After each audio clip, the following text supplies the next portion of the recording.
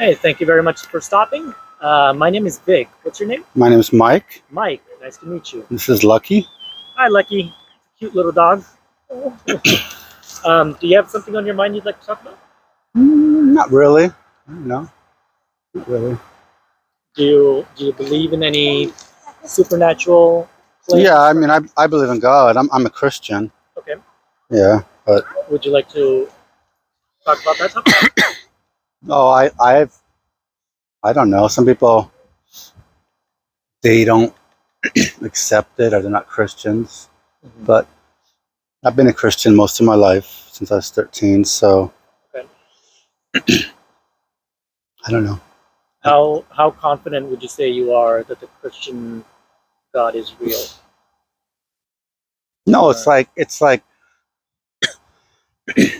saying the air. It's not. You can't see it, but it's there. That's how the Christian God is. I mean, you can't see it, but you know it's there. The Father, the Son, the Holy Spirit. If it wasn't for them, I'd probably be dead many times over. When I was born, I only weighed 1 pound, 10 ounces. When I was like 2 or 3, the doctor made a mistake and gave me penicillin. And then, like 2 years ago, this drunk driver hit me going 110 to 120 miles an hour. I don't look at that like it's coincidences. It's just the way I look at it. This wasn't my time to go, obviously. yeah. I believe it was the Lord sent his angels to move that car. There's the police, the firemen, like 20 to 50 witnesses. He told me usually when the car's going that fast, they're just coming and picking up the dead bodies. Yeah. So it's something super. You can't really, deny the whole thing. There's something going on there. And I believe that his angels moved my car 80 to 100 feet. Because if not, I really believe I would have died instantly. Because the guy was drunk and high and having no license, no insurance, and he was getting my car going 110 to 120 miles an hour. So yeah, I feel blessed. So about that car accident. First of all, I'm glad you're okay, that you're Yeah. alive. Um, how would you convince someone else that it was a God looking out for you, that he sent some angels to move the car or whatnot? How would you convince someone I else? don't know. You can't really. It's hard to say because you can't really convince people. I mean, if people are gonna believe, or they're not gonna believe.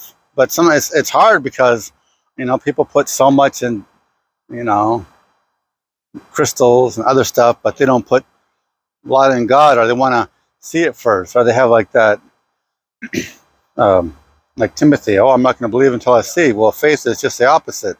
You have to believe it's there before you see it. So there's a couple things I want to touch on. The first question I have is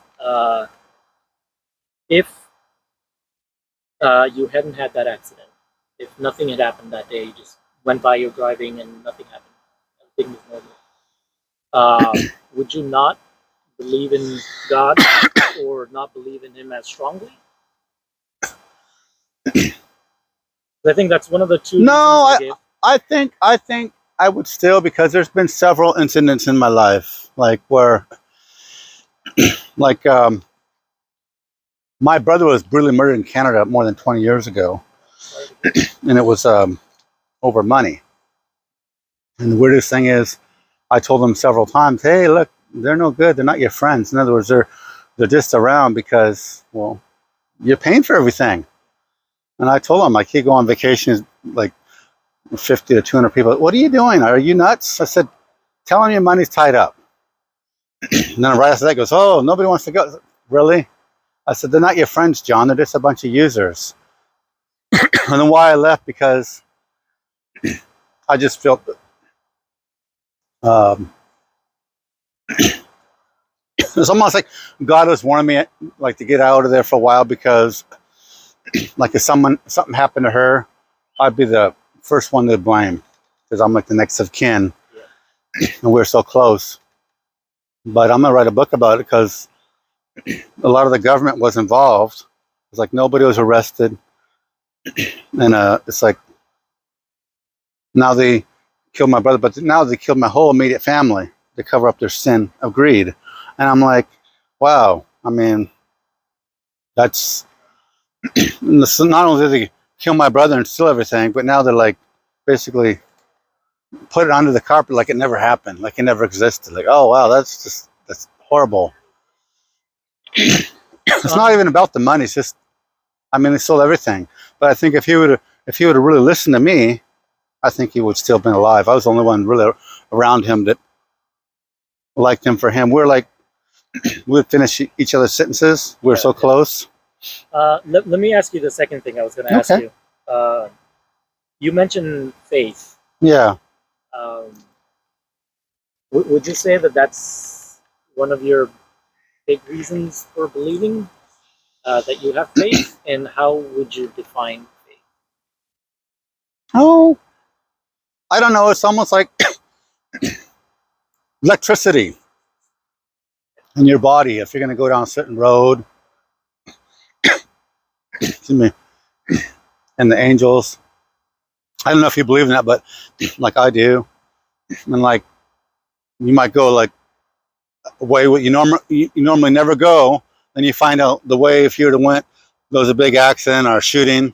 So I don't look at like that was coincidence. I don't believe in coincidence. I believe that's divine order, and God and the angels just usually protecting you. But you have to listen to the guiding too.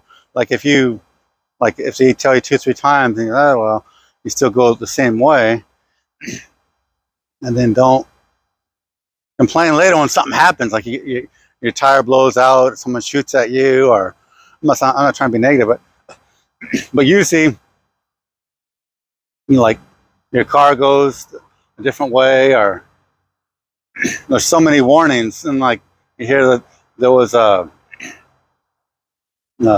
robbery or a bad accident, then you happen to go that way. You don't know why you went a different way because you don't go that way. It's like somebody, if you want to say God or something in the system, was warning you. That's the way I put it. Some people don't believe in God. Some people just believe in the energy. But there's something out there other than ourselves. And I do believe in God, because if it wasn't for God, I don't think I would still be alive. And I'm 51 now.